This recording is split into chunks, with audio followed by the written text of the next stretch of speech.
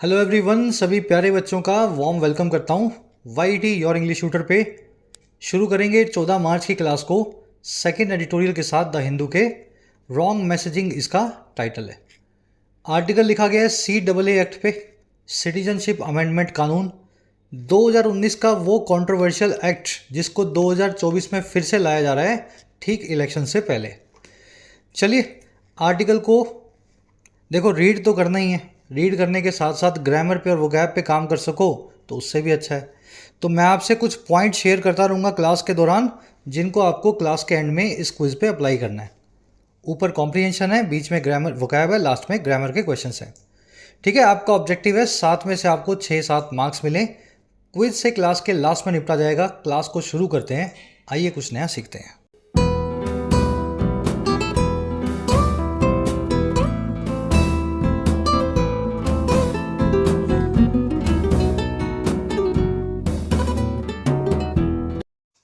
Alright, कह रहा है रॉन्ग मैसेजिंग। देखिए, मैसेज तो आप जानते ही हैं, संदेश, पैगाम। रॉन्ग का मतलब है गलत। कह रहा है जी, जो संदेश दिया जा रहा है, मैसेजिंग हो रही है, वो बड़ी गलत है। एक्ट बहुत अच्छा है, प्रोग्रेसिव है, लेकिन जिस तरीके से लगाया जा रहा है वो तरीका खराब है। चलिए टाइटल पैराग्राफ को देखते हैं क्या कहना चाह रहा है। कह रहा है the underpinning of religion in the implementation of CAA act is problematic. कह रहा है जो अंडरपिनिंग है, अंडरपिनिंग का मतलब होता है नीचे से सपोर्ट। किसी चीज़ को ऐसा सपोर्ट नीचे से कि वो गिर ना पाए, अपनी जगह पे खड़ी रहे। जैसे आधार में रखी हुई ईंट होती है, किसी इमारत के फाउंडेशन में या आधार में या बेस में रखी हुई जो ईंटें होती हैं वो उसको अंडरपिन करती हैं। तो कह रहा है जी, वैसे ही जो सपोर्ट है रिलीजन का, जो आधार है धर्म का, इम्प्लीमेंटेशन में या अमलीकरण में या लगाए जाने में CAA एक्ट को, वो आधार अपने आप में प्रॉब्लमेटिक है, प्रॉब्लम से भरा हुआ है। एक्ट को जब जब धर्म के नाम पे खेल के लगाते हो, एक्ट के यूज़ करके जब जब धार्मिक भावनाओं को भड़काते हो, वो काम प्रॉब्लमेटिक है। Act is a good act. Underpinning आपका सब्जेक्ट है, इज़ इसकी वर्ब है। अंडरपिन करना, सपोर्ट देना, आधार बनना, अंडरपिनिंग, वहीं से हमने नाउन जो है जीरेंड बनाया हुआ है। चलिए आगे बढ़ते हैं। वोकैब थोड़ी सी हैवी है, ज़्यादा हैवी भी नहीं बोलूँगा। 5-6 वर्ड्स हैं, शुरू में देख लो इस आर्टिकल में जो आने वाले हैं, ताकि क्लास को आप प्रॉपरली पढ़ सकें। इस टेलीग्राम ग्रुप को ज्वाइन करें सभी PDFs और नोट्स के लिए। क्लास को एक लाइक और एक शेयर जरूर से देना। टेलीग्राम ग्रुप को ज्वाइन करने के लिए आपको @YourEnglishTutor टाइप करना है टेलीग्राम में, आपको ग्रुप मिल जाएगा। साथ ही YT ऐप पे आप तैयारी कर सकते हैं अपने एग्जाम्स की, चाहे SSC हो, डिस्क्रिप्टिव राइटिंग हो, UPSC का हो या बैंकिंग का हो। ऐप का लिंक कमेंट सेक्शन में दिया गया है। राइटिंग के कोर्स में आप सीख सकते हैं राइटिंग, लगभग 60 से 70 घंटों में फ़ायदा आप ले सकते हैं इस कोर्स का। UPSC के कोर्स में आप अपना मीडियम चेंज कर सकते हैं, किसी और लैंग्वेज से इंग्लिश में माइग्रेट कर सकते हैं। UPSC के सभी एस्पेक्ट्स कवर्ड हैं, answer writing, essay writing, descriptive writing, CSAT। SSC और बैंकिंग के कोर्स में आपको सारे वैरायटी के क्वेश्चन सोल्व करना सिखाया जाता है। 100 से 1.25 घंटों के कोर्सेज हैं, आप भरपूर अपनी प्रैक्टिस कर सकते हैं। कोई क्वेश्चन हो, क्वेरी हो, टीम का नंबर है व्हाट्सएप, आप इस नंबर पे टीम से जुड़ सकते हैं वाया व्हाट्सएप। चलिए वोकैब शीट टेलीग्राम ग्रुप जो आपको दिया है वहाँ से करनी है ये डाउनलोड। थोड़ा जूम इन कर रहा हूँ मैं। अंडरपिन से ही शुरू करते हैं। किसी चीज़ को सपोर्ट या प्रमोट करना। The lawyer presented a witness to underpin his arguments. Lawyer ने एक गवाह को पेश किया ताकि वो सपोर्ट कर सके अपनी आर्गुमेंट्स को, अपनी दलीलों को। गवाह से वो अपनी आर्गुमेंट्स को प्रूव करेगा, सपोर्ट करेगा कि मेरी आर्गुमेंट्स बिल्कुल सही हैं गवाही के हिसाब से। अब देखो, ये जो सपोर्ट करना है किसी चीज़ को, इसके लिए बहुत सारे वर्ड्स अंग्रेजी में, बोल्स्टर, शोर अप, बोए, बटरेस, अंडरगर्ड, कोरबोरेट। अब आप सोच रहे होंगे सर ये इतने सारे वर्ड्स, नए नए वर्ड्स, मैं नन्ही सी जान कैसे याद करूं। भाई नन्ही सी जान रोज़ पढ़ाई तो कर सकती है। अगर आप 15-20 दिन, महीना, 2 महीना लग करके एडिटोरियल रीडिंग करते हो मेरे साथ या किसी भी टीचर के साथ, तो ये वर्ड 5-5 बार आप देख चुके होंगे। अंडरगर्ड आएगा आज नहीं तो कल की क्लास में, 10 दिन बाद की क्लास में, है ना, कोरबोरेट आएगा। तो ये वर्ड्स मैं आपको इसलिए दिखा रहा हूँ, अलग अलग क्लासेज में ये वर्ड्स आते रहेंगे, बार बार इनको देखना और दिमाग में बिठालना है। यही तरीका है वोकैब को याद करने का। नोट्स मैं आपको यहीं पे दे देता हूँ, इन्हीं नोट्स को आप बाद में रिवाइज करें। चलिए, ये वर्ड आर्टिकल में आप देख चुके हैं, अंडरपिन। अगला वर्ड है ओवरचर। देखिए, ओवरचर वर्ड के दो मीनिंग्स होते हैं। पहला मीनिंग होता है इंट्रोडक्शन, दूसरा मीनिंग होता है एक प्रपोजल या सजेशन। अगर किसी चीज़ की भूमिका बांधी जाए तो वो उसका इंट्रोडक्शन या ओवरचर होता है, और सजेशन अगर आपको मैं कुछ दूं, कुछ बताऊं, कुछ प्रपोज करूं कि यार ऐसा कर लो वैसा कर लो, वो भी एक ओवरचर है। Drinks were overture to dinner. Drinks जो थी वो ओवरचर थी, वो एक इंट्रोडक्शन थी डिनर का। डिनर से पहले ड्रिंक्स वगैरह आती है ना, ड्रिंक्स है, सूप्स हैं, स्टार्टर्स हैं, एपेटाइजर्स हैं, तो ये सब डिनर के लिए ओवरचर होते हैं, समझ गए? उसके पहले आने वाला इंट्रोडक्शन होते हैं। चलिए, दूसरा meaning, she rejected his friendly overtures. इस महिला ने रिजेक्ट कर दिया, खारिज कर दिया उसके दोस्ती वाले प्रपोजल को, फ्रेंडली ओवरचर को, कि मुझसे दोस्ती करोगी, वो वाला प्रपोजल जो है इसने खारिज कर दिया, रिजेक्ट कर दिया। चलिए, दोनों मीनिंग्स कभी कभी आते हैं। आज की क्लास में आप पहला वाला मीनिंग देखेंगे, इंट्रोडक्शन। अगला वर्ड है एसेंस। एसेंस का मतलब होता है सार, किसी चीज़ के अंदर का सत्व। Photographs are a tool to capture the essence of a situation. Photographs जो है एक बहुत अच्छा जरिया है, टूल है कैप्चर करने का सार को या सत्व को किसी भी सिचुएशन के। बस सिचुएशन की अगर आपने फ़ोटो खींच ली, फिर 50 साल बाद भी आप देखोगे वो सिचुएशन जो है उस फोटोग्राफ से आपको मैनिफेस्ट होगी, है ना, आपके सामने वो सिचुएशन प्ले आउट होगी। तो ये एसेंस वर्ड है, आर्टिकल में आप देखेंगे। इसके 2-3 सिनोनिम्स हैं अच्छे अच्छे, क्रक्स, जिस्ट और निटिग्रिटी। निटिग्रिटी बहुत प्यारा वर्ड है, जिसका मतलब होता है अंदरूनी बारीकियाँ। जैसे पढ़ाई है, पढ़ाई आपको हम करवा रहे हैं यहाँ पे। अगर आपको पढ़ाना हो किसी को तो आपको पहले ये निटिग्रिटी सीखनी पड़ेगी, पढ़ाते कैसे हैं, सब्जेक्ट मैटर जो आपको पढ़ाना है उसकी नॉलेज भी होनी चाहिए।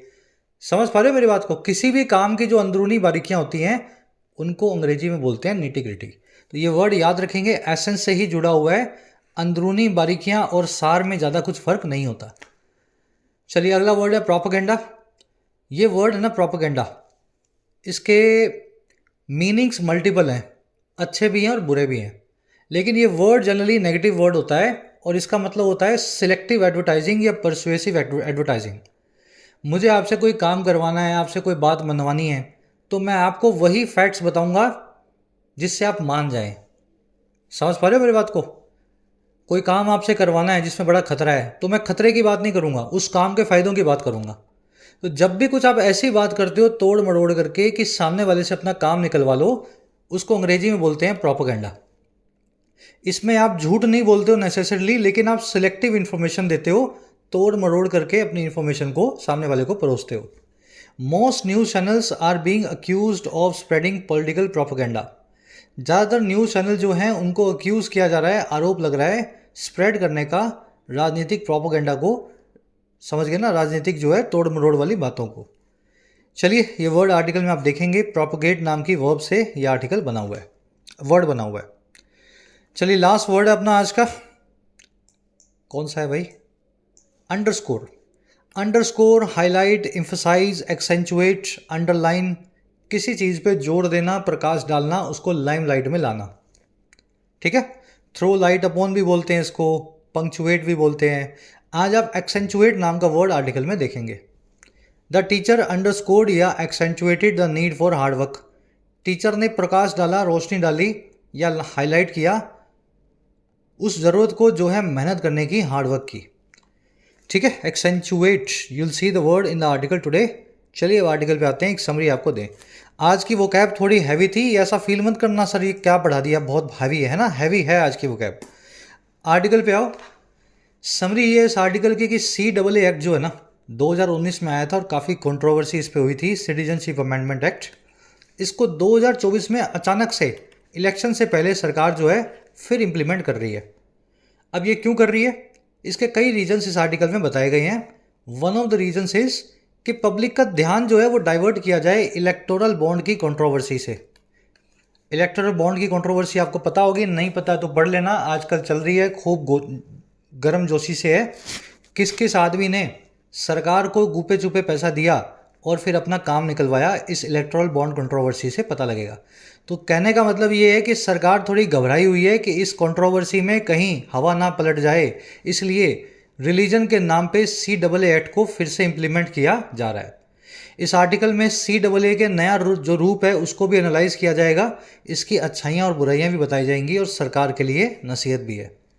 शुरू करते हैं आर्टिकल को। टोन है आज की एनालाइजिंग और क्रिटिकल, एनालाइज कर रहा है और सरकार को क्रिटिसाइज कर रहा है, एज ऑलवेज द हिंदू करता ही है ना। कह रहे the government's decision to implement the citizenship amendment act और CAA 2019 just days before the dates for the general election are expected to be announced seems to be a precursor to the ruling Bharatiya Janata Party or BJP exploiting a polarizing issue in the poll campaign। लंबा sentence है। सरकार का जो फैसला है, कौन सा फैसला है भाई? इम्प्लीमेंट करने का, लागू करने का CAA एक्ट को 2019 के इस कानून को। और कब लागू करेंगे इसको? सिर्फ कुछ दिन पहले, जब डेट जो हैं जनरल इलेक्शन की, लोकसभा चुनावों की, वो एक्सपेक्टेड हैं कि अनाउंस होने वाली हैं, उनका ऐलान होने वाला है। कह रहे सरकार का जो ये फैसला है ना, इस आखिरी मौके पे चौका मारने का, ये डिसीजन जो है ये दिखाई देता है सीम्स। अब क्या दिखाई देता है कि ये एक प्रिकर्सर है, एक इंट्रोडक्शन है, ये एक ट्रेलर है। ठीक है, प्रिकर्सर ट्रेलर समझते हो ना, इंट्रोडक्शन। और किसका? भारतीय जनता पार्टी की उस साजिश का, या साजिश ना बोलूं तो इसको बोल सकते हैं आप उस मंशा का। और मंशा है एक्सप्लॉइट करने की, फ़ायदा उठाने की, एक पोलराइजिंग इशू की, एक ध्रुवीकरण करने वाले या समाज को बांटने वाले इशू की पोल कैंपेन के अंदर, चुनावी अभियान के अंदर। तो ये बीजेपी की मंशा ऐसी लगती है, इस आर्टिकल के एडिटर को ऐसा लगता है एडिटोरियल में, कि बीजेपी जो है चुनावों में धर्म के मुद्दे को उछालेगी। और लग रहा है कि उसका ट्रेलर शुरू हो गया है जैसे ये फैसला बीजेपी की सरकार ने लिया कि चुनाव होने की डेट के ऐलान होने से कुछ दिन पहले ही हम CAA एक्ट को लागू करेंगे। स्ट्रक्चर समझ गए सेंटेंस की? मीनिंग निकाल लो, ज़्यादा पॉलिटिकली अंदर अपने नहीं घुसेंगे, है ना। अपना काम है इंग्लिश सीखना, ठीक है। अच्छा लगे बुरा लगे आपको, आप अपना सीख करके आगे बढ़ जाया करो। डिसीजन जो है सब्जेक्ट है, सीम्स इसकी वर्ब है, डेट्स की वर्ब है आर एक्सपेक्टेड। प्रिकर्सर या इंट्रोडक्शन आप याद होगा आपको, जब भी इसके बाद में टू लगेगा तब आप किसी के इंट्रोडक्शन की बात करेंगे। जैसे drinks are a precursor to the dinner, this issue is a precursor to the BJP's exploiting earth polarising issue, है ना। एक्सप्लॉइट करना, फ़ायदा उठाना, शोषण लेना, किसी चीज़ का बेनिफिट लेना। पोलराइजिंग मतलब जो पोलराइज कर दे, ध्रुवीकरण कर दे, समाज में लोगों को बांट दे, डिवाइड कर दे। इस तरफ सब हिंदू इकट्ठे हो गए, इस तरफ सब मुस्लिम इकट्ठे हो गए और पत्थर मार रहे हैं एक दूसरे को, ये होता है पोलराइजेशन। चलिए और आगे बढ़ते हैं। Karachi a law strongly opposed by many, especially by the Muslim community, for introducing a religion-based test for grant of citizenship to immigrants from 3 chosen countries. The CAA is under legal challenge before the Supreme Court of India.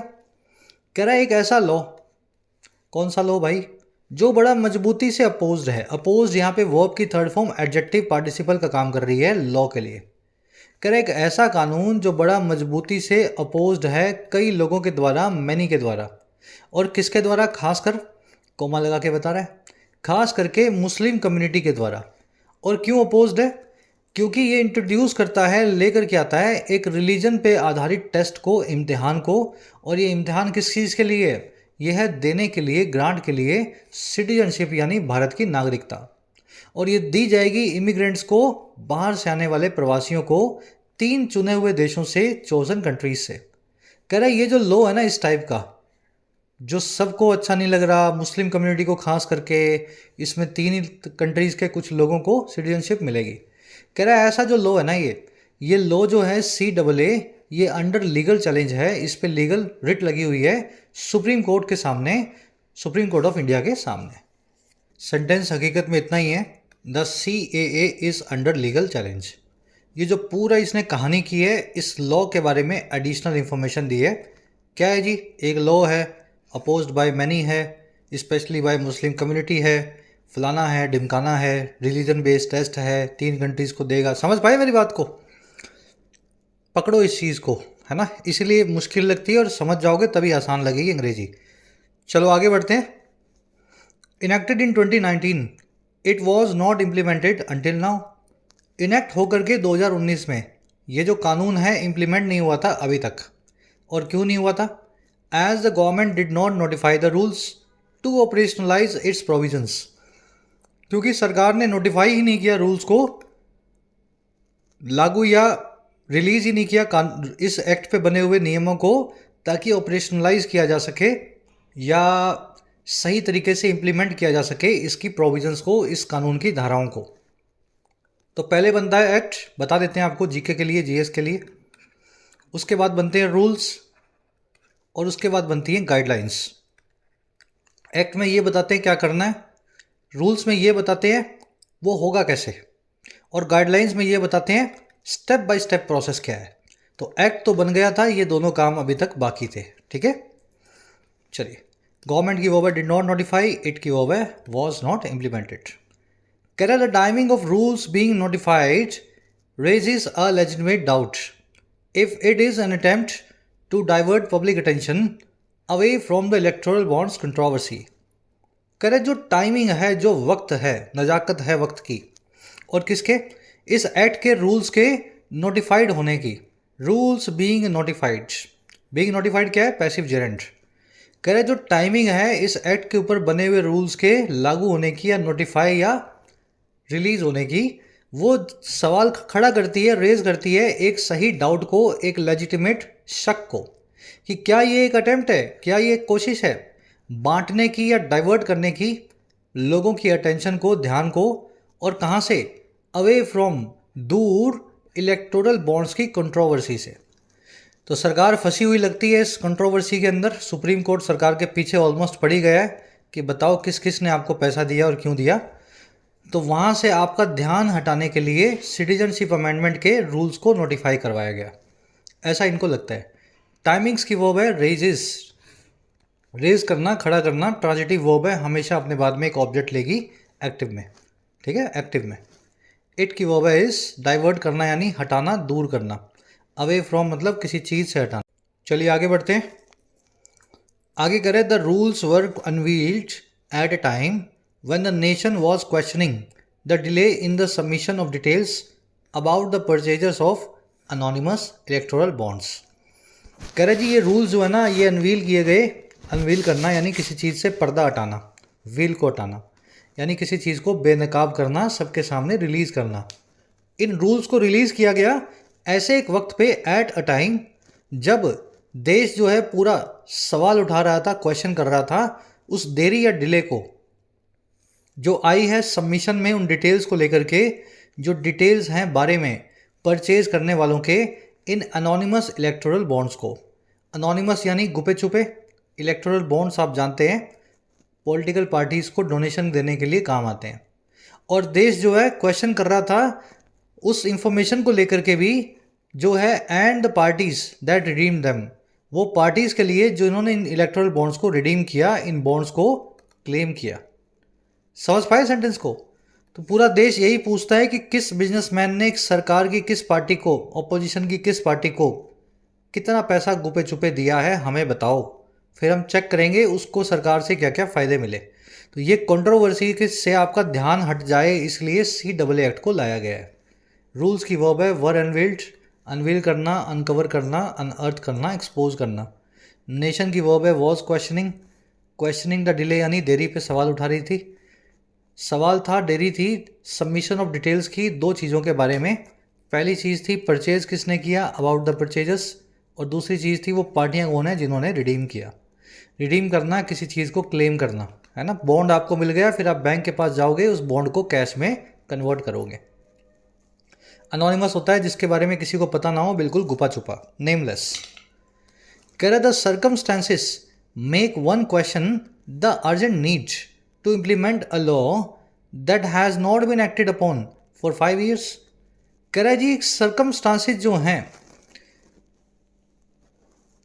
वो उठाते हैं एक सवाल को, make one question. देखो one का मतलब है यहाँ कोई भी, मेक का मतलब होता है बनाना या किसी को मजबूर करना किसी काम को करने के लिए। याद है ना आपको कॉजेटिव वर्ब, और क्वेश्चन का मतलब है सवाल। ये सर्कमस्टांसेस मजबूर करेंगे, मेक करेंगे, फोर्स करेंगे किसी भी इंसान को, वन को, कि वो क्वेश्चन करे या सवाल उठाए उस अर्जेंट नीड पे, उस अर्जेंट सी ज़रूरत पे जो है लागू में लाने की एक ऐसे लॉ को जिसको एक्ट अपॉन ही नहीं किया गया है, जिस पे कोई काम ही नहीं हुआ है पिछले 5 सालों में। तो अचानक से इलेक्शन से पहले क्यों इस लॉ को आपको इम्प्लीमेंट करना है जो 5 सालों से आप सोए हुए थे। सर्कमस्टेंसेस की वर्ब है मेक। लॉ के लिए आया दैट की वर्ब है has not been acted upon, passive में। एक्ट अपॉन करना किसी चीज़ को, है ना, फोर्स में लाना, उस पर काम करना, उसको आगे बढ़ाना, एक्ट अपॉन करना। समझ गए सेंटेंस का मीनिंग? थोड़ा टेढ़ा है ये, मेक वर्ब को कॉजेटिव फॉर्म में यूज़ करोगे तभी मीनिंग निकाल पाओगे। The new rules also appear carefully crafted, designed as they are to introduce processes that will leave no scope for states to impede its implementation. अब जो नए rules आए हैं वो साथ ही साथ केयरफुली क्राफ्टेड लगते हैं, दिखाई देते हैं कि बहुत ध्यान से बनाए गए हैं, क्राफ्ट किए गए हैं, डिज़ाइन किए गए हैं। और डिज़ाइन जो हैं जिस तरीके से, वो डिज़ाइंड एज दे आर, कह रहे डिज़ाइंड हैं वो इस तरीके से कि इंट्रोड्यूस करें ऐसी प्रोसेसेस को, प्रक्रियाओं को जो कोई गुंजाइश ही ना छोड़े, कोई स्कोप को ही ना लीव करे किसी भी राज्य के लिए कि वो इम्पीड कर सके या रोक सके इस एक्ट की इम्प्लीमेंटेशन को, इसके अमलीकरण को। तो रूल्स को बड़ा ध्यान से बनाया गया है। अगर वेस्ट बंगाल या दिल्ली चाहे अपोजिशन वाले कि भैया इसको हम सीए को नहीं लगने देंगे, तो ज़्यादा वो कुछ कर नहीं सकती हैं, कुछ गुंजाइश उनके पास है नहीं इसको रोकने की। रूल्स की वर्ब है अपीयर, दे की वर्ब है आर, दैट की वर्ब है विल लीव। इम्पीड करना, रोकना, हिंडर करना, किसी काम में रुकावट डालना। कह रहा it is possible that the rules were ready for a long time. ये भी पॉसिबल है कि ये रूल्स तो काफ़ी पहले से तैयार थे, they were ready for a long time. And the CAA issue is being revived for electoral gains. और जो CAA का इशू है इसको रिवाइव किया जा रहा है, जिंदा किया जा रहा है चुनावी जो है फ़ायदों के लिए, इलेक्टोरल गेन्स के लिए। तो पहले से ही बना के रखे थे और पता था इनको 2024 में मार्च के महीने में इस पेंडोरा बॉक्स को ओपन करेंगे, है ना, लोग जो हैं इसी इशू के अंदर चलते हमारी हवा में बह जाएं और हमें वोट करें। तो ऐसा भी इनका पहले से प्लानिंग हो सकती है। चलिए, फर्स्ट पैराग्राफ में आपने देख लिया इस आर्टिकल के एडिटर को क्या लगता है बीजेपी क्या चाहती है। अब सेकंड में देखेंगे कि ये नए जो रूल्स आए हैं और ये जो एक्ट है ये कितना फ़ायदा करेगा, कितना नुकसान करेगा सभी माइनॉरिटीज़ का। कह रहा the essence of the CAA in reality may not affect the interest of minority citizens। कह रहा है अगर एसेंस देखें, जो सार देखें या निटी ग्रिटी देखें इस CAA एक्ट की बारीकी से देखें, तो रियलिटी में ये कोई असर नहीं डालेगा भलाई पे या इंटरेस्ट पे माइनॉरिटी सिटीजन्स की। इस एक्ट की वजह से एक भी माइनॉरिटी के इंसान को या कम्युनिटी को कोई नुकसान नहीं होगा अगर आप ढंग से इस एक्ट को देखें तो। और क्यों नहीं होगा? After all it is only a fast tracking mechanism for minorities, Hindus, Sikhs, Buddhists, Jains, Parsis and Christians from 3 countries, Afghanistan, Bangladesh and Pakistan to gain citizenship। कह रहा वो इसलिए कि सब चीज़ों के बाद आफ्टर ऑल ये एक्ट और कुछ नहीं है, सिर्फ एक फास्ट ट्रैकिंग मैकेनिज्म है, तेज़ी से काम करने का जरिया है। और किस चीज़ का? माइनॉरिटीज़ के लिए इन सभी रिलीजन से, और जो आती हैं 3 मुस्लिम देशों से, अफगानिस्तान से, बांग्लादेश से और पाकिस्तान से। और फास्ट ट्रैकिंग होगी इनकी सिटीजनशिप को गेन करने की प्रोसेस की, इनकी नागरिकता पाने की प्रक्रिया की। तो इस एक्ट में ऐसा नहीं है कि कोई हिंदू है, कोई मुस्लिम है, उसकी नागरिकता छीन ली जाएगी जैसा कि लोगों को लगता है, ऐसा कुछ भी नहीं है। आफ्टर ऑल ये एक्ट सिर्फ कुछ लोगों को नई नागरिकताएं देगा और फटाफट देगा, बस यही तो है। एसेंस की वर्ब है मे नॉट अफेक्ट, अफेक्ट करना यानी प्रभावित करना। एसेंस आप देख चुके हैं, निटिग्रिटी सार को, है ना, किसी चीज़ के अंदर के सत्व को बोलते हैं एसेंस। कह रहा है instead of the usual 11 years out of the preceding 14 years the waiting period for this class of immigrants will only be 5 years. कह रहा है जी बजाय जो यूजुअल या आम तौर पे 11 साल का पीरियड है, और किसमें से 14 साल में से टोटल आपको इंडिया में 14 साल आना पड़ेगा, रहना पड़ेगा, जिसमें से 11 साल आपकी प्रोसेस में लगेंगे नेचुरलाइज होने की, यहाँ का सिटीजनशिप बनने के लिए। कह रहे जी बजाय इस लंबी प्रोसेस के 11 साल 14 साल, जो वेटिंग पीरियड होगा इस क्लास ऑफ इमिग्रेंट्स के लिए वो होगा सिर्फ 5 साल।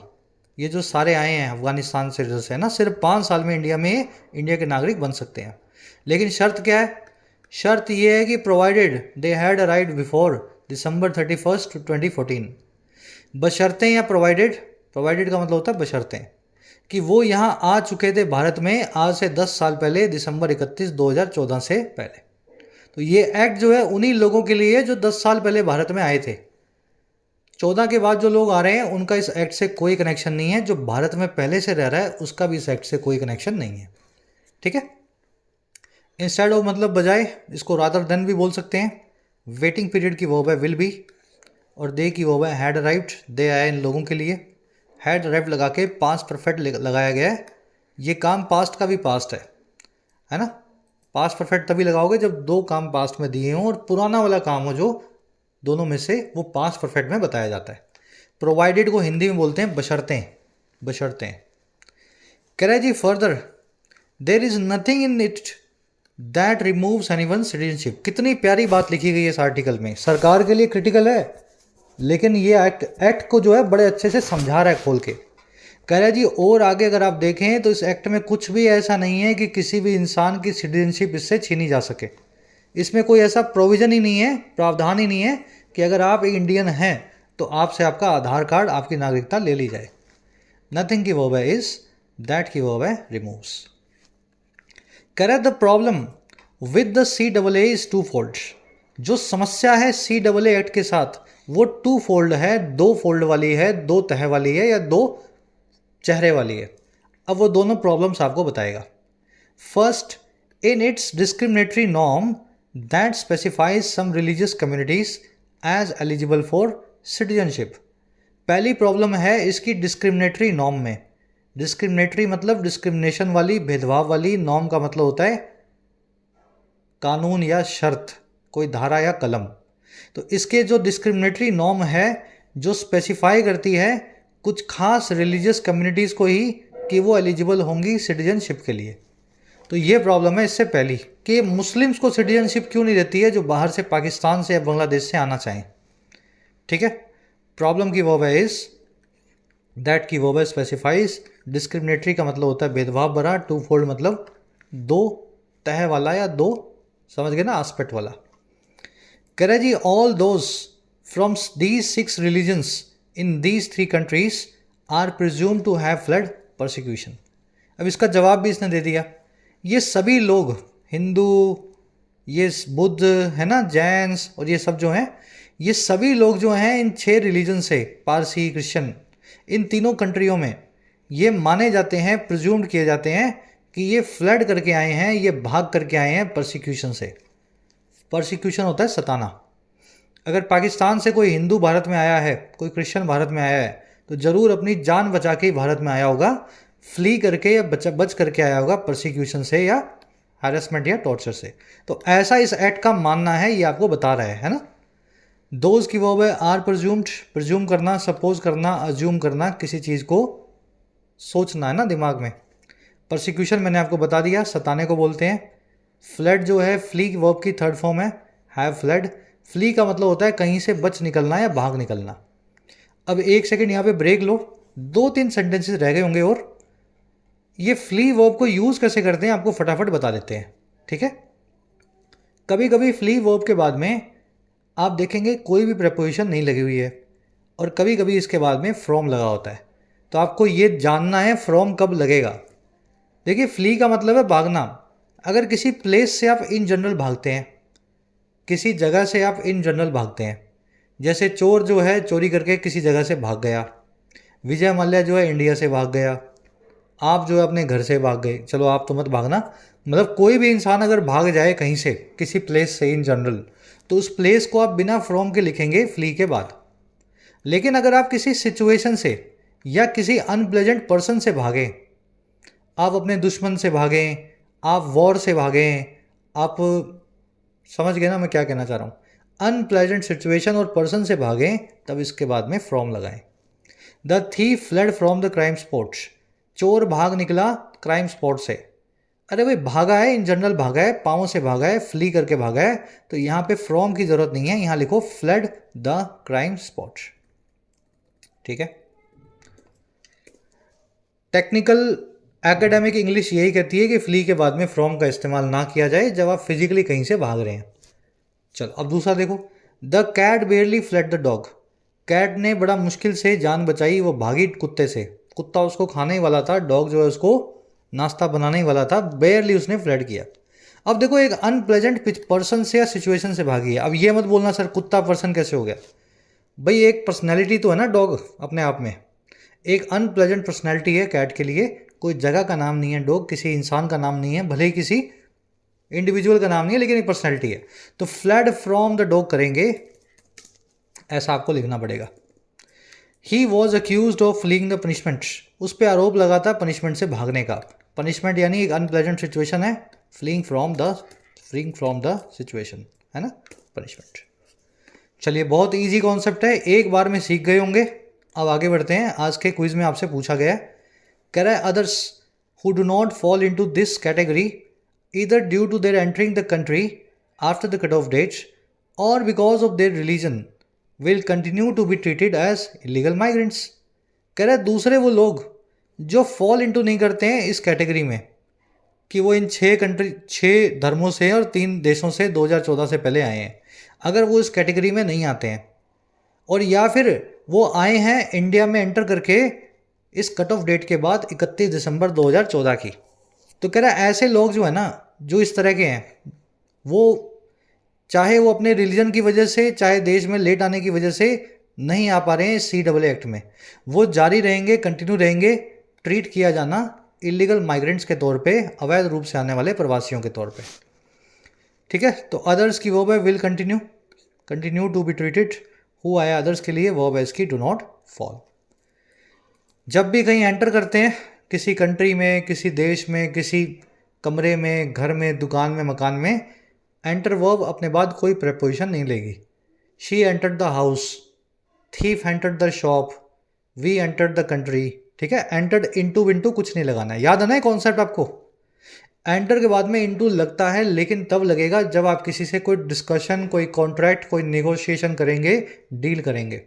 Both the companies entered into a contract, the government entered into a discussion with, समझ गए, डिस्कशन कॉन्ट्रैक्ट जब भी ऐसे काम होते हैं तब आप एंटर इनटू करते हैं, अदरवाइज आप एंटर को विदाउट प्रेपोजिशन यूज करते हैं। तो ये मैं लिख करके नहीं लाया हूं, लेकिन आपको मैंने मुंह जबानी बता दिया। ठीक है, आपके उसमें नोट्स में रखा होगा ये कॉन्सेप्ट, कई बार हो भी चुका है। कह रहे थे अब सेकंड एस्पेक्ट क्या है जी, पहला एस्पेक्ट तो देख लिया आपने, religion. The second aspect is the unfortunate political propaganda that sought to link the CAA act with the national register of citizens और NRC। सेकेंड एस्पेक्ट है वो दुर्भाग्यवश होने वाला पॉलिटिकल प्रोपेगेंडा, राजनीतिक मिस इन्फॉर्मेशन, जो कोशिश कर रही है व्हाट्सएप पे कि वो लिंक कर दे CAA को NRC से। तो ये प्रोपेगेंडा जो व्हाट्सएप पे हो रहा है उस पर ध्यान ना दें आप, जानबूझ करके IT सेल्स के द्वारा फैलाया जा रहा है। CAA एक्ट को NRC से नहीं जोड़ा जाएगा, इस एक्ट में ऐसा कोई भी प्रावधान नहीं है। ठीक है, अब NRC क्या है आप समझते ही होंगे, नेशनल रजिस्टर ऑफ सिटीजन्स है, पूरा इस पर जनगणना होती है, सेंसस होती है और देखा जाता है कि आपके पुरखे कहाँ से आए थे, इंडिया के ही थे या कहीं बाहर से आए थे। एस्पेक्ट की वर्ब है इज, दैट की वर्ब है सोट, दैट आया प्रोपेगेंडा के लिए, प्रोपेगेंडा एक वन वर्ड है आधी अधूरी इंफॉर्मेशन के लिए। कह रहा है this rhetoric accentuated the fears of Muslims that the CAA may lead to loss of citizenship. कह रहे यही बड़े बड़े वो बोल हैं, ये बड़ी बड़ी बातें हैं, व्हाट्सएप पे चलने वाला ये रिटोरिक है जिसने एक्सेंचुएट कर दिया, हाईलाइट कर दिया, बढ़ा दिया फियर्स को सभी मुस्लिम्स के, कि जो CAA एक्ट है ये हो सकता है लीड टू कर जाए, ले जाए इनके लॉस ऑफ सिटीजनशिप की तरफ, इनके नागरिकता के नुकसान की तरफ। और कैसे, विदाउट एडिक्वेट डॉक्यूमेंट्री प्रूफ, बिना किसी एडिक्वेट डॉक्यूमेंट्री प्रूफ के, बिना किसी पर्याप्त तौर पे कागजी दस्तावेज के, है ना। तो मुस्लिम्स को कईयों को ऐसा लग रहा है कि हमारे पुरखों के हमारे पास कोई दस्तावेज नहीं है, तो कहीं हमें भी बांग्लादेशी ना बोल करके, पाकिस्तानी ना बोल करके भगा दें। गलत बात है, ऐसा इस एक्ट में नहीं लिखा हुआ। रिटोरिक की वर्ब है एक्सेंचुएटेड, रिटोरिक यानी बड़ी बड़ी बात, बॉल्डर डैश, ग्रैंडिलोक्वेंस, मैग्नीलोक्वेंस, हाईफाई टॉक, एक्सेंचुएट करना, हाईलाइट करना, सी डबल ए की वर्ब है मे लीड टू। कह रहा है जी more than its content the CAA is causing harm through its use for Narendra Modi's regime's political messaging. कह रहा है जी अपने कंटेंट से ज़्यादा, अपने अंदर के कानूनों से ज़्यादा, धाराओं या रूल से ज़्यादा ये CAA एक्ट जो है ना कोज कर रहा है हार्म को या नुकसान को अपने उस इस्तेमाल के जरिए जो किया जा रहा है नरेंद्र मोदी की सरकार की पॉलिटिकल मैसेजिंग में। एक्ट उतना खतरनाक नहीं है जितना खतरनाक तरीके से इसको लगाया जा रहा है, पब्लिक को डिवाइड किया जा रहा है। बात समझे? और ये क्यों हो रहा है सब काम? To the effect. To the effect का मतलब होता है इसेंशली या इस काम के लिए, है ना, मोटे तौर पे इस काम के लिए, ऐसा समझ लो। ये मैसेजिंग हो रही है मोटे तौर पे इस काम के लिए दैट वो ये all it's policies will have an underpinning of religion. इस सरकार की सारी पॉलिसीज़ के आधार में, अंडरपिनिंग में रिलीजन जरूर होगा। ये सरकार जो है हिंदूज़ को कंफर्टेबल फील करवाए, मुस्लिम्स को अनकंफर्टेबल फील करवाए, चाहे अच्छे काम भी करती हो लेकिन वो भी गलत तरीके से दिखें ताकि एक तबका इस सरकार को हमेशा वोट करता रहे, ठीक है, अपीज हो करके। तो ये जो एक्ट है वो उतना खतरनाक नहीं है, जिस तरीके से इसको यूज़ किया जा रहा है वो तरीका खतरनाक है। CAA जो है इसकी वर्ब है इज कॉजिंग, पॉलिसीज़ की वर्ब है विल हैव, अंडरपिनिंग का मतलब होता है सपोर्ट, टू द इफेक्ट का मतलब होता है इस तरह से, है ना, कुछ इस तरह से। ऐसे आर्टिकल्स मैं जानबूझ करके कम लेता हूँ क्योंकि ये संवेदनशील होते हैं और इस पर झगड़ा होने का बड़ा चांसेस होता है कमेंट सेक्शन में आप ही लोगों का, और इससे बड़ी बेवकूफ़ी कोई भी नहीं है। एक वोट है आपके पास, चुपचाप जिसको देना हो दे आना, इससे ज़्यादा आप कुछ कर नहीं सकते हो। आम आदमी के पास यही होता है ना। पॉलिटिकल पार्टीज़ हमारी सेवक हैं, हमारी सेवा के लिए बनी है, और सेवक के लिए कभी झगड़ा नहीं करना चाहिए। कभी आपने देखा है कि ये ड्राइवर के लिए झगड़ा कर रहे हैं, दो लोग चपरासी के लिए झगड़ा कर रहे हैं? तो ये पॉलिटिकल पार्टी जो है हमारी सेवक हैं। फ़ायदा लो इनसे, अपनी बातें मनवाओ, नौकरियों के लिए अगर आपको नौकरियां चाहिए तो नौकरियों की बात करो। ये धर्म वर्म के मुद्दों पे इनके साथ मिल करके, इनके पपेट बन के, कठपुतली बन के अपना वक्त आपको जाया नहीं करना है, ठीक है? ऐसा मैं सोचता हूँ, बाकी आप भी कुछ समझदार हैं, सब बच्चे तो हैं नहीं। चलिए क्विज को शुरू करते हैं। कह रहे जी which of the following has been alleged as one of the reasons behind the ruling government's awakening of CAA controversy. इनमें से कौन सी चीज़ ऐसी है जो अलेज की गई है एक कारण के तौर पे, रीज़न के तौर पे, रूलिंग गवर्नमेंट के, सत्ता में बैठी सरकार के CAA कंट्रोवर्सी को अवेकन करने का? ऐसा क्या मजबूरी आन पड़ी सरकार को कि अचानक से इलेक्शन की डेट आने से 5-10 दिन पहले इन्होंने CAA एक्ट का मुद्दा छेड़ा है?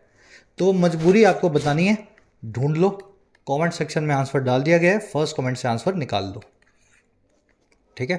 चलो सेकंड में पूछा है जी निटी ग्रिटी, बड़े अच्छे से वर्ड आपको करवा दिया, सबका सही होना चाहिए। कोरॉबरेट, देखो कोरॉबरेट जो है हाईलाइट का सिनोनिम था, मैंने इसका एंटोनिम आपसे पूछा है। कोरॉबरेट करना, सब्सटेंशिएट करना, प्रॉपअप करना, अंडरपिन करना, अंडरगर्ड करना, बोल्स्टर करना, याद है ना सारे वर्ड? बॉय करना, किसी चीज़ को नीचे से सपोर्ट करना, बट्रेस करना। तो मैंने इसका आपसे पूछ लिया है एंटोनिम, एंटोनिम आपको ढूंढ के बताना है। थोड़ा मुश्किल है, करोगे तो हो जाएगा। चलिए ऐसा पब्लिसिटी जो जिसका इंटेंशन हो लोगों को बहलाना, फुसलाना या मिसलीड करना, ऐसी पब्लिसिटी को वन वर्ड में क्या बोलते हैं? ये वर्ड भी अच्छे से करवाई दिया आपको, है ना। लास्ट में पूछा जी अकिन के साथ में क्या लगता है? विद लगता है, टू लगता है, बाय लगता है। ये वर्ड शायद कल की क्लास में आया था, वही जो है ना मैंने रिपीट कर दिया। चलो 5 और 6 क्वेश्चन आज। लास्ट में 6वें में क्या करना है जी? हाँ 6 के अंदर 2-3 एरर्स हैं, 2 एरर्स हैं इनफैक्ट। पहली एरर आपको मिलेगी इस वर्ड के आसपास, दूसरी मिलेगी इस वर्ड की वजह से। ढूंढ लेना, फर्स्ट कमेंट में आंसर डाल दिए हैं। आउट ऑफ 6 कितने मार्क्स मिले ज़रूर से बताना, ठीक है? चलो क्लास पूरी देखी, समझ में आई, सब अच्छा लग रहा है तो पूरी देखने वाले बच्चे पूरी देखी ऐसा लिख दिया करो, PD आई इंटरेस्टिंग लगी। कल आपसे लेंगे मुलाकात कल की क्लास में। जिन बच्चों को कोर्सेज की ज़रूरत है, एक्स्ट्रा क्लासेस की ज़रूरत है, you can take the benefits of the courses. Application को डाउनलोड करें, YT ऐप को, आपको राइटिंग का, SSC का और बैंकिंग का, इनफैक्ट UPSC का भी कोर्स मिल जाएगा। अफोर्डेबल कोर्सेज हैं, मेहनत करना चाहते हैं तो ऐप को डाउनलोड करें, कमेंट सेक्शन में लिंक रखा गया है, you can take the benefits. चलिए अंटिल देन साइनिंग आउट।